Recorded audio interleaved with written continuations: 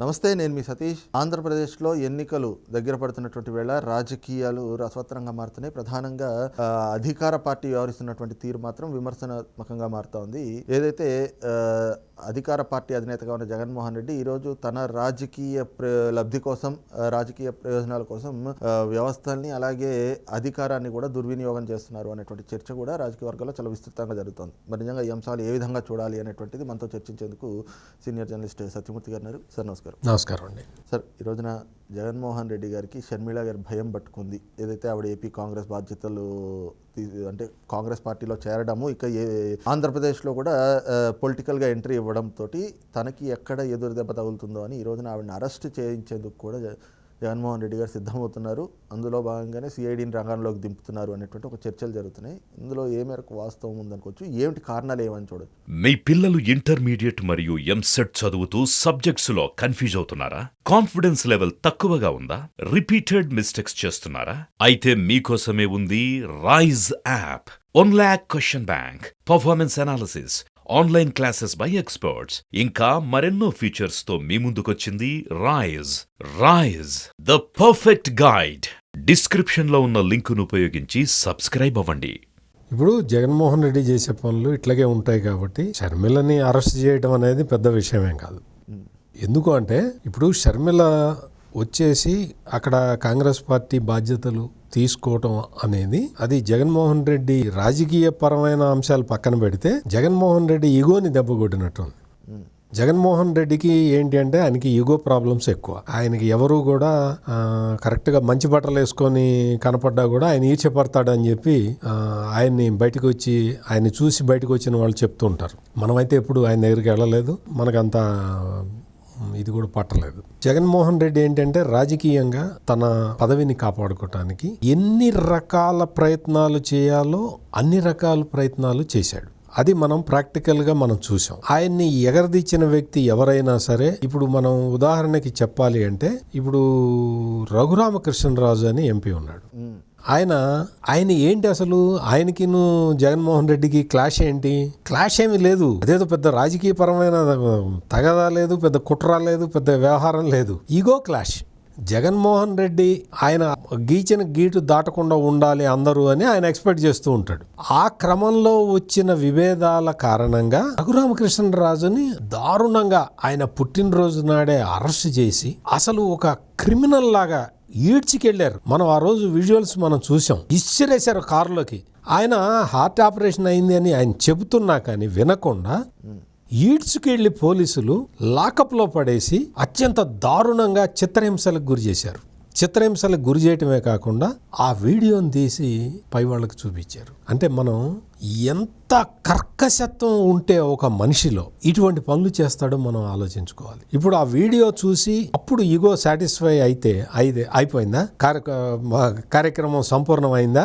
ఆ తర్వాత రోజు నుంచి రఘురామకృష్ణరాజు ఆయన ఎక్కడా ధైర్యం కోల్పోకుండా ఆయన తన రాజకీయ పోరాటాన్ని ఆయన కొనసాగిస్తూనే ఉన్నాడు. ఈ రోజున రఘురామకృష్ణరాజు లేవరెత్తిన అంశాలు, రఘురామకృష్ణరాజు ప్రజల్ని ఎడ్యుకేట్ చేస్తున్న తీరు, ఈ విషయాలు ఇవన్నీ జగన్మోహన్ రెడ్డి మెడకి ఉచ్చుల్లాగా తగులుకున్నాయి. ఆయన ఎన్నో అంశాలని బయటికి తీసుకొచ్చాడు. రకరకాల అంశాలు, రాజకీయ అంశాలే కాదు, పాలనా సంబంధమైన లోపాలని బయటికి తీసుకొచ్చాడు. రాష్ట్రానికి జరుగుతున్న నష్టాన్ని తీసుకొచ్చాడు. అసలు ఒక్క విషయం కాదు. అంటే రఘురామకృష్ణరాజు ఒక రాజకీయ నాయకుడుగా ఆయన తనకి జరిగిన అవమానాన్ని, తనకు జరిగిన ఘోరమైన ఈ లాకప్ హింసని ధైర్యంగా ఎదుర్కొన్నాడు. ఎక్కడైనా సరే పిల్లిని 4 గోడల మధ్యలో పడేసి కొడితే అది పులిలా తిరగబడుతుంది అంటారు. ఇప్పుడు షర్మిల పరిస్థితి కూడా అంతే. ఇప్పుడు ఆ రోజున షర్మిల పారిపోయి వచ్చి, ఆంధ్రప్రదేశ్ నుంచి పారిపోయి వచ్చి తెలంగాణలో పార్టీ పెట్టుకున్నది. తెలంగాణలో పార్టీ పెట్టుకోగానే వెంటనే ముఖ్య సలహాదారుడు సజ్జల రామకృష్ణారెడ్డి ఆ పార్టీకి మాకు సంబంధం లేదని చెప్పాడు. ఆమె ప్రెస్ కాన్ఫరెన్స్ హైదరాబాద్లో ఇంకా పూర్తి కాక ముందరే. అంటే ఎట్లా అంటే వెంటనే డిజోన్ చేసుకోవటం. కేసీఆర్ షర్మిలని అన్యాయంగా అరెస్ట్ చేసి కారులోనే ఉండగానే క్రేన్లు పెట్టి లాక్కెళ్ళిపోతే కనీసం చెల్లెలు కదా, కనీసం ఫోన్ చేయి. కేసీఆర్ వేరే ముఖ్యమంత్రి కాదు కదా. కేసీఆర్ అంటే నీ రాజకీయ గురువు, నువ్వే చెప్తావు. రాజకీయంగా నీకు అన్నలాంటి వాడని నువ్వే చెప్తావు. ఇద్దరు కలిసి పనిచేస్తున్నారు. అటువంటి కేసీఆర్కి ఫోన్ చేసి ఇది తప్పు, చెల్లెల్ని ఇట్లా అరెస్ట్ చేయటం తప్పు అని చెప్పావా? చెప్పలేదు. అంటే నీకు రాజకీయంగా అడ్డం వచ్చిన వాళ్ళని ఈ విధంగా నువ్వు చేస్తావు. ఇప్పుడు షర్మిల వేరే మార్గం లేక, వేరే దోవ లేక ఆంధ్రప్రదేశ్ వెళ్ళిపోయి కాంగ్రెస్ పార్టీలో చేరింది. కాంగ్రెస్ పార్టీలో చేరేటప్పటికి ఇప్పుడు ఆళ్ల రామకృష్ణారెడ్డి లాంటి వాళ్ళు ఇప్పటికే చెప్పేశారు నువ్వు షర్మిల తోటి వెళ్ళిపోతున్నావు అని. ఈ విధంగా ఇంకా ఎంతమంది వెళ్ళిపోతారో తెలియదు. అదే మరి వెళ్ళిన వాళ్ళందరూ వెళ్తూ ఉంటే కాంగ్రెస్ పార్టీ ఆటోమేటిక్ గా బలం అయిపోతుంది. దానికి కాంగ్రెస్ పార్టీకి బలం వచ్చేస్తుంది. కాంగ్రెస్ పార్టీకి బలం వచ్చేస్తే జగన్మోహన్ రెడ్డి దగ్గర ఉన్న ఓటు బ్యాంక్ అంతా కాంగ్రెస్ ఓటు బ్యాంకు. అవును. మళ్ళీ తిరిగి కాంగ్రెస్ పార్టీకి గనక వెళ్ళిపోతే జగన్మోహన్ రెడ్డికి డిపాజిట్లు కూడా రావు, ఎక్కడ ఖాళీ అయిపోతుంది పార్టీ. మరి ఇటువంటి డేంజరస్ సిచ్యువేషన్లోకి వచ్చిన ఒక వ్యక్తి, ఒక ఈగోయిస్టిక్ పర్సన్ ఇప్పుడు నెక్స్ట్ ఏం చేస్తాడు? షర్మిలని ఎట్లా ఆపాలి? మీరు గమనించారో లేదో, ఆ అమ్మాయి ఏదో కొడుకు పెళ్ళి అని చెప్పి శుభలేఖ ఇవ్వటానికి వెళ్తే ముఖ్యమంత్రిని ఎవరు కలిసినా ఆటోమేటిక్గా ఫోటోలు విడుదలవుతాయి. అవును. ఎందుకు అంటే అక్కడ ఒక ఇన్ఫర్మేషన్ డిపార్ట్మెంట్ ఉంటుంది. ఇన్ఫర్మేషన్ డిపార్ట్మెంట్కి చెందిన ఫోటోగ్రాఫర్ ఉంటాడు. అధికారికంగా అపాయింట్మెంట్ తీసుకొని ఎవరు వెళ్ళినా సరే అధికారికంగా ఉన్న ఫోటోగ్రాఫర్లు ఫోటోలు తీసి విడుదల చేస్తారు. అవును. మరి షర్మిల ఫోటో విడుదల కాలేదు ఎందుకు కాలేదు అంటే జగన్మోహన్ రెడ్డి తనకి ఇష్టం లేని వ్యక్తుల్ని అసలు సహించడు, భరించడు. ఆ కోవలోకి ఇప్పుడు షర్మిల కూడా చేరిపోయింది. ఇప్పుడు కాదు, ఎప్పుడో చేరింది. ఇప్పుడు అందుకని షర్మిల జగన్మోహన్ రెడ్డిని కలిసిన ఫోటో కూడా బయటికి రిలీజ్ కాలేదు. రిలీజ్ చేయకపోగా ఏం చేశారు అంటే ఎలక్షన్ రిజల్ట్స్ వచ్చినప్పుడు వాళ్ళందరూ కొంచెం హ్యాపీ మూమెంట్లో అన్న, చెల్లెలు, వదిన, తల్లి, షర్మిల భర్త వీళ్ళందరూ ఉన్న ఒక ఫోటో హ్యాపీ మూమెంట్ ఒకటి ఉన్నది. అవును, సెల్ఫీ తీసుకున్నారు. ఆ ఫోటో రిలీజ్ చేశారు. అంటే ఇదే లేటెస్ట్ అన్నట్టుగా ఒక పిక్చర్ ఇద్దామని చెప్పి అది రిలీజ్ చేసి గేమ్ అది వైసీపీ సోషల్ మీడియాలో అదే ట్రోల్ చేస్తారు.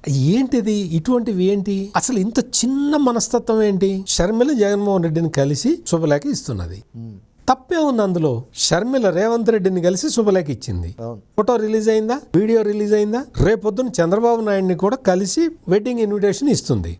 మీరు చూడండి, ఈ రోజు నేను చెప్తున్నా కదా, ఆ ఫోటో రిలీజ్ అవుతుందో లేదో మీరే చూడండి. కట్టసి అండి అది. ఇద్దరు రాజకీయ నాయకులు కలుసుకున్నప్పుడు ఫోటో రిలీజ్ చేస్తారు. జగన్మోహన్ రెడ్డి షర్మిల కలిసిన ఫోటో రిలీజ్ చేయలేదు.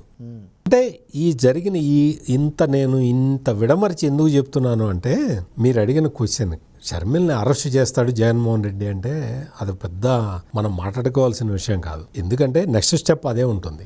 అందువల్ల షర్మిల జాగ్రత్తగా ఉండాలి. షర్మిల తన రాజకీయమైన ఒక అడుగుని ముందరికి వేసింది. ఇప్పుడు షర్మిలని అరెస్ట్ చేస్తే ఏమవుతుంది? ఏం కాదు. చంద్రబాబు నాయుడిని అరెస్ట్ చేస్తే ఏమైంది? ఏం కాదు. ఇప్పుడేం కాదు, నీకు తర్వాత తెలుస్తుంది.